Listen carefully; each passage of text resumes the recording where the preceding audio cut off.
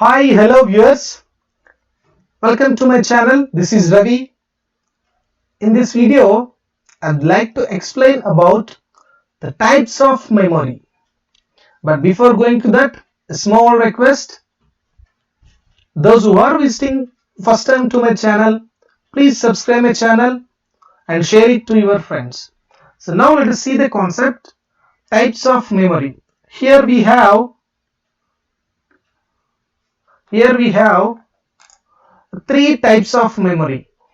First one is primary memory, and the second one is cache memory, and the third one is secondary memory. Now let us see one by one. First of all, let us discuss about what is a primary memory. Okay, primary memory. Program and data are loaded into the primary memory before processing. That means, so whatever the data, so we are giving to the computer, initially it will load on the primary memory. After that only it will go for processing. If you take anything, we have to give the computer, after that it is stored somewhere, after that processing, after that results will come. But the purpose of this primary memory is, so before processing it has to be stored at some point, and that some point we are calling as the primary memory. And here the second point is the central processing unit, the CPU interface, so directly with the primary memory to perform read or write operation. That means a CPU interface directly with the primary memory to perform any read and write operations. It is of two types. The first one is RAM and the second one is ROM. RAM means random access memory. ROM means read only memory. Now let us see what is RAM and what is ROM. RAM is, it is volatile. So what is mean by volatile? Means its contents are lost when the power is turned off.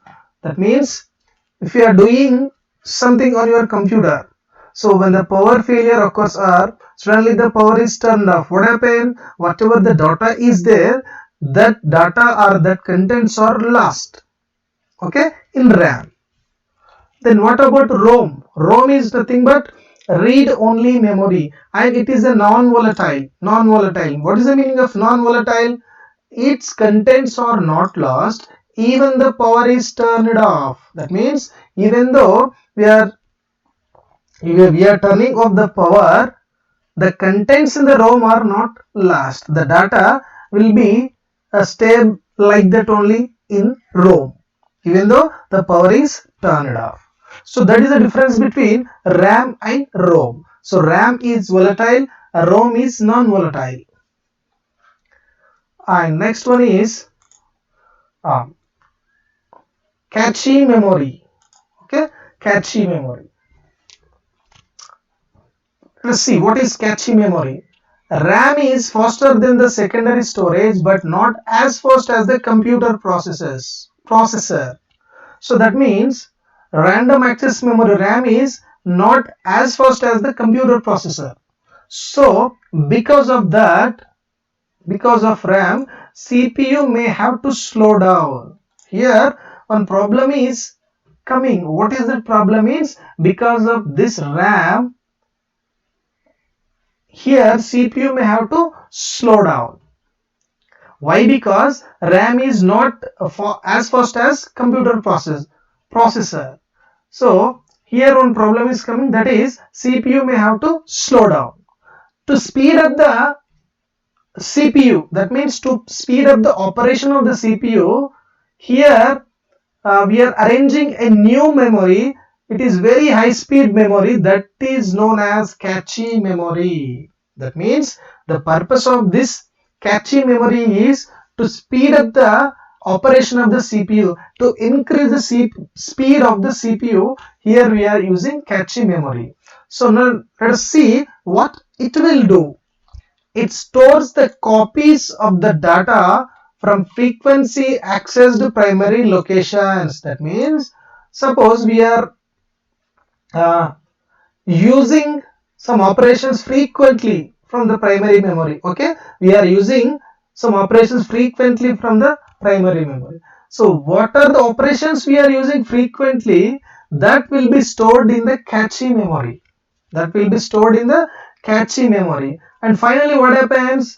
If that operation starts storing in the cache memory, thus reducing the average time required to access data from primary memory. So what will happening means the time is saving. The time is saving means automatically the speed of the CPU is increasing.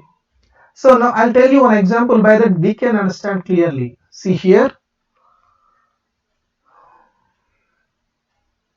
Now, so this is the CPU and this is the primary memory. So what happened? It is directly interfaced to the primary memory. Which one? CPU. So whatever the data we are giving now, it is stored on this primary memory.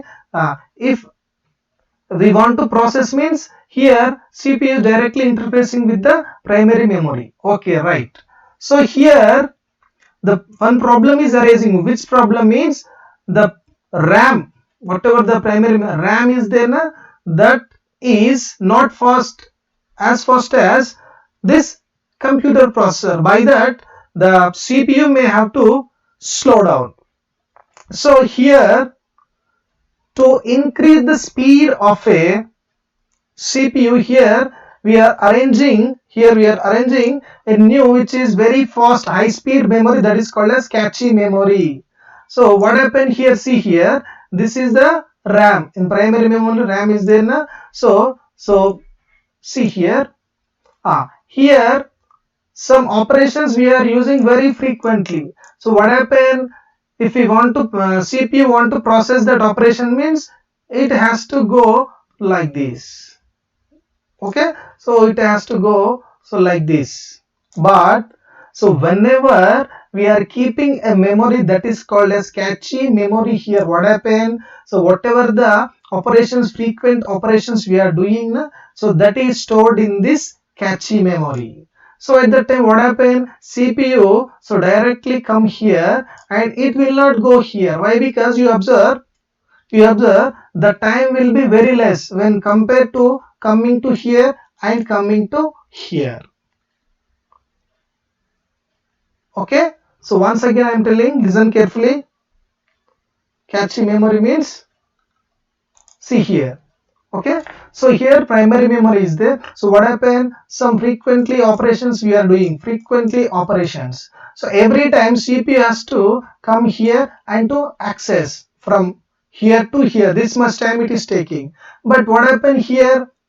To reduce that average time, to reduce this time, so we are placing a memory that is called as cache memory. So what happened? So whatever the frequent operations we are doing here, that is automatically stored in the cache memory. So whenever the CPU wants to access the frequent operations we are doing, it will come and access here only. So it will not go here.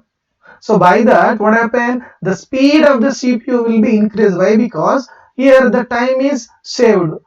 Instead of going from here to here and from here to here, just we are coming here in cache memory.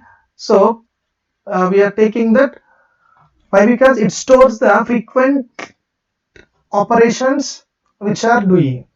Okay, right. This is about the cache memory. And the next one is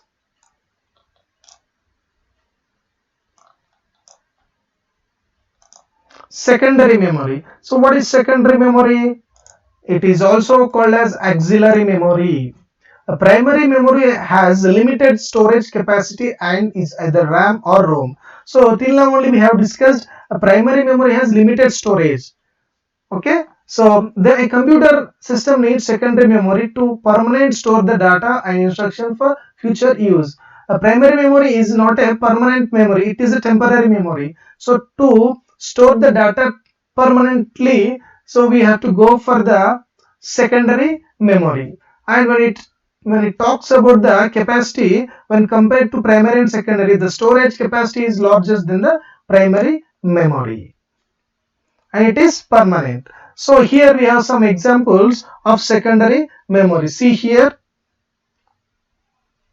So these are the examples for secondary memory. CD, so memory card, pen drive and hard disk. These all are the secondary storage devices. Once if you store the data in that one, even though power failure occurs, the data may not remove from these devices. That's why it is called as the permanent memory devices. Permanent memory. So this is about the types of memory. If you have any doubts or queries regarding this topic, keep in comment section. If you like this video, please subscribe my channel, like it and share it.